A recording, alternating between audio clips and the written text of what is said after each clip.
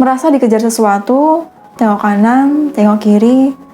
Terlihat mereka sudah sampai sana aja, tapi merasa diri sendiri masih berada di titik yang sama. Sebenarnya aku berjalan atau diam ya? Meragukan diri sendiri ditambah dengan berbagai macam hujatan. Kamu kok gini aja? Lihat tuh orang itu udah sukses, lihat orang itu udah punya bisnis ini, lihat orang itu udah punya sesuatu seperti ini.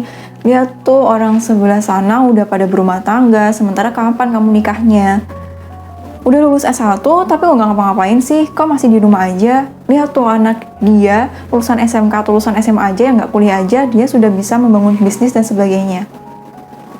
Lihat tuh orang lain udah punya anak, sementara kamu kok belum punya? Dan berbagai macam pertanyaan lainnya yang terus sekali membombardir kita. Entah itu dari tetangga, entah itu dari orang tua, entah itu dari keluarga besar, bahkan dari dalam diri kamu sendiri kadangkala juga mempertanyakan hal itu. Iya ya, kok aku belum punya apa-apa? Kok aku masih gini-gini aja? Kok belum ada perubahan? Dan berbagai macam pertanyaan lainnya.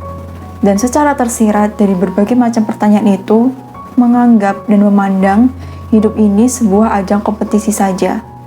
Dimana ketika dia mendapatkan sesuatu yang paling banyak, itu yang menjadi juara. Dimana dia yang mencapai paling tinggi, itu jadi pemenangnya. Dimana dia yang mencapai seperti ini dan lebih banyak dari yang lainnya, itu dia segalanya. Kamu yang mendapatkan paling banyak berarti kamu yang paling bahagia, dan dia yang paling banyak mendapatkan sesuatu atau paling tinggi mencapai sesuatu, dia yang paling mencapai kepuasan. Seolah-olah seperti itu. Kesuksesan menjadi diukur dengan tolak ukur. Pencapaian paling banyak siapa, paling tinggi siapa, menjadi seperti itu. Padahal semua orang itu ada di jalannya masing-masing dan tidak sedang bersaing. Kita tidak sedang berkompetisi dengan penghuni bumi lainnya.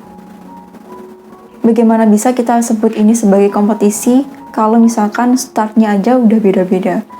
Kita terlahir dengan pengalaman yang berbeda, dengan orang tua yang berbeda, dengan masa lalu yang berbeda, dengan tujuan yang berbeda, dengan alasan yang berbeda, dan dengan kehidupan yang 100% atau 90% berbeda. Bahkan anak kembar pun, mereka juga memiliki perbedaan. Bagaimana bisa kita sebut ini kompetisi kalau titik awalnya aja nggak sama? Ada yang memulai bisnis di usia 23, kemudian dia memutuskan untuk menikah nanti saja di usia 25 karena dia mau fokus sama bisnisnya dulu. Ada yang memulai nikah atau ada yang memutuskan untuk nikah di usia 23 karena ingin membangun bisnis bersama dengan istri dan anak-anaknya. Ada yang menikah kemudian 1 tahun melahirkan anak yang sangat cantik atau tampan. Ada yang menikah 2 tahun tapi belum punya anak karena memang keputusannya seperti itu.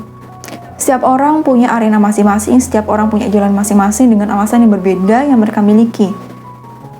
Jadi, apakah ini bisa atau masih bisa disebut dengan kompetisi? Dan untuk kamu yang merasa tidak tenang karena menjadikan dunia ini kompetisi sehingga kamu merasa dikejar-kejar sesuatu atau mengejar sesuatu sehingga kamu capek dan sebagainya, mohon untuk berhenti memandang dunia ini sebagai tempat untuk berkompetisi. Karena ketika kamu memandangnya dengan cara seperti itu, yang ada kamu akan capek sendiri. Ketika kamu berhasil mengalahkan A, karena kamu merasa hidup ini kompetisi dengan A, lalu selanjutnya apa? Kamu ingin bersaing dengan B, kamu ingin bersaing dengan C, dan seterusnya hingga kamu lupa esensi dari menikmati hidup ini. Jadi berfokuslah kepada diri kamu, ini perjalanan kamu tidak sedang berkompetisi dengan penghuni bumi lainnya, kita semua punya tujuan yang berbeda, kamu dan juga aku, ataupun bahkan mereka.